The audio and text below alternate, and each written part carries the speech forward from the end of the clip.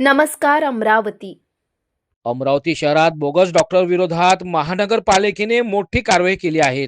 बडनेरा येथे 12 ते 15 वर्षापासून मूळव्याध आणि भगंदर तज्ज्ञ म्हणून व्यवसाय करणाऱ्या डॉक्टर इंद्रजीत श्रीराम सरकार यांच्यावर गुन्हा दाखल करण्यात आला आहे। प्राप्त तक्रारीनंतर ही कारवाई करण्यात आली आहे।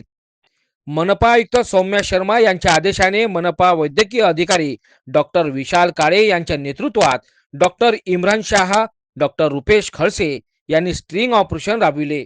बनावट रुग्ण पाठवून संबंधित डॉक्टरांकडून तपासणी करून घेण्यात आली।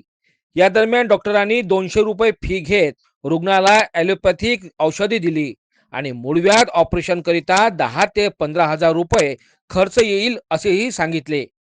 यानंतर आरोग्य विभागाच्या पथकाने दवाखान्यावर छापा टाकून वैद्यकीय शैक्षणिक प्रमाणपत्राची तपासणी केली। या दरम्यान कोणतेही वैध प्रमाणपत्र आढळून आले नाहीत।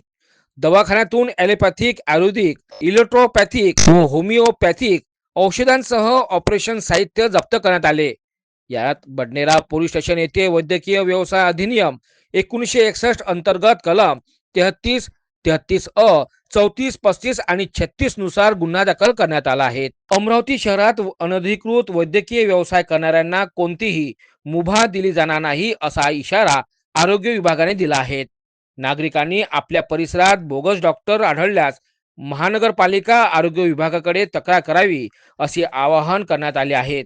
ही कारवाई शहरात चर्चेचा विषय ठरला असून संबंधित अधिकाऱ्यांचे सर्वत्र कौतुक होत आहे।